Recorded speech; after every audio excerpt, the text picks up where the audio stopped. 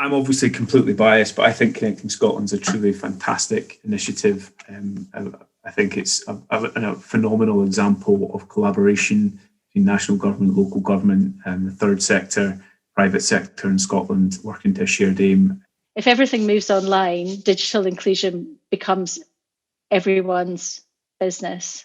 It's not, you can't put it into a box that says that's the thing that the people who deal with digital deal with.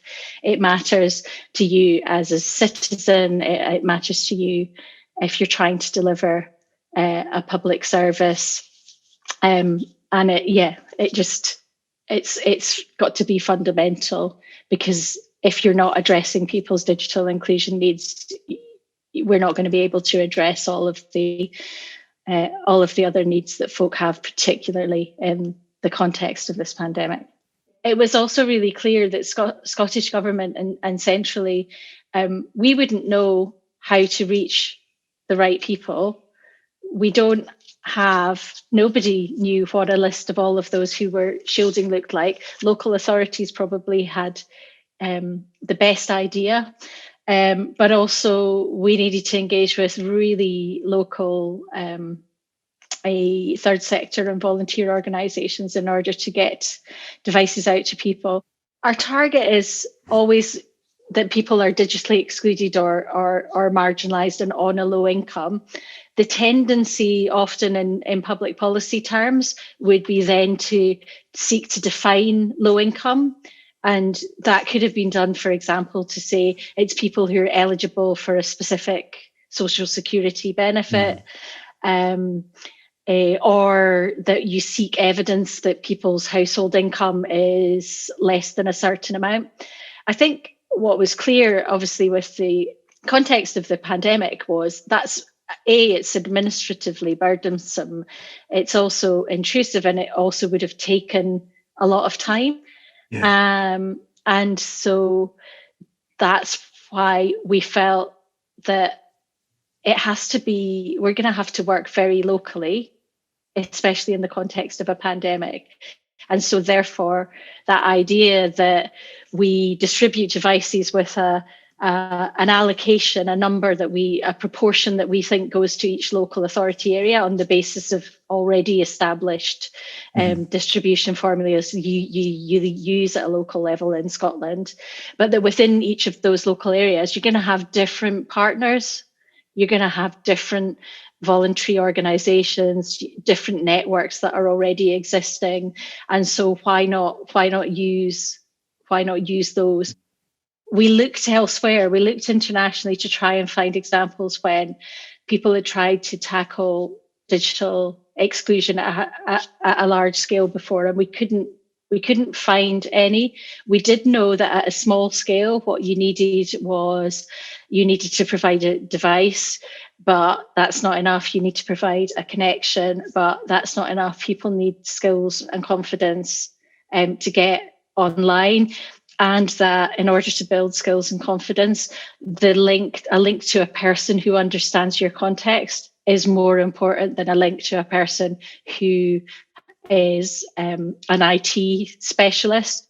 At Nesta in Wales and Scotland, we're looking at the issue of data poverty, which we sort of take to be not data about poverty, but the issue of people who can't afford the data that they need, particularly in the context of pandemic, to, as you've said, to connect socially, to do their schoolwork, to access public services, or even to work and fulfill their jobs if they've moved to home working or whatever that might be for them.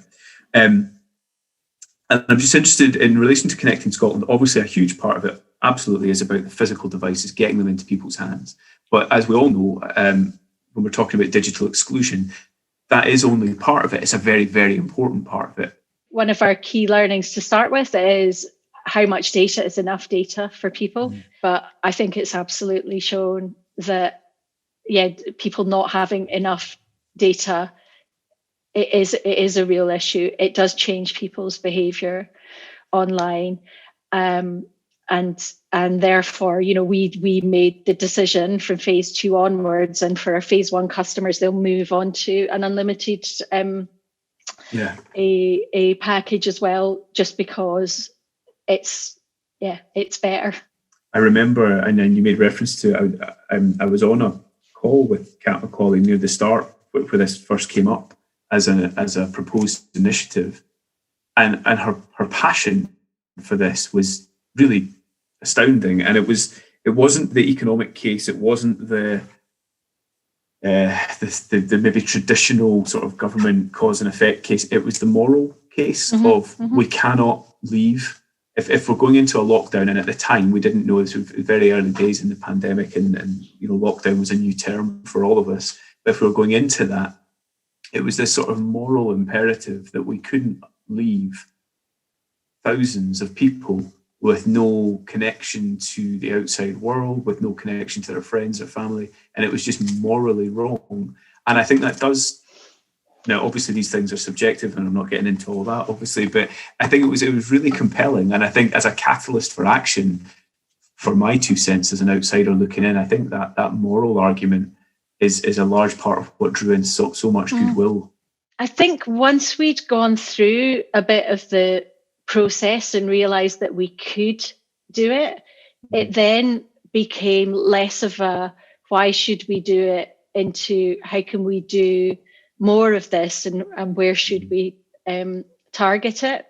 I think in a sense it's probably really shifted the narrative there from stuff about digital inclusion being quite small and niche to people who are running public services which have had to go online, then suddenly realizing, oh my goodness, some of the citizens who we most need to serve have no way of accessing our service now.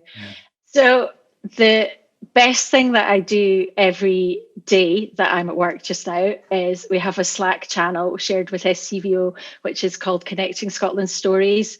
And so every morning or at any time of the day, if I'm just feeling like that there's too many things to do, or oh my goodness, I've got a request for briefing, on that we've been collecting all the stories that have come in, from whether it's people tweeting, whether it's just snippets of emails from those public service organisations that we deal with, bits of video. The best thing ever is seeing photos of people using their devices. So I have about 3 or 4 absolute favourite pictures, and now Rebecca and the #1 befriending agency video is my favourite thing. So it's really unique, I think, as a public servant to actually see the faces of the people that your service is reaching at such a moment that you can see a positive impact.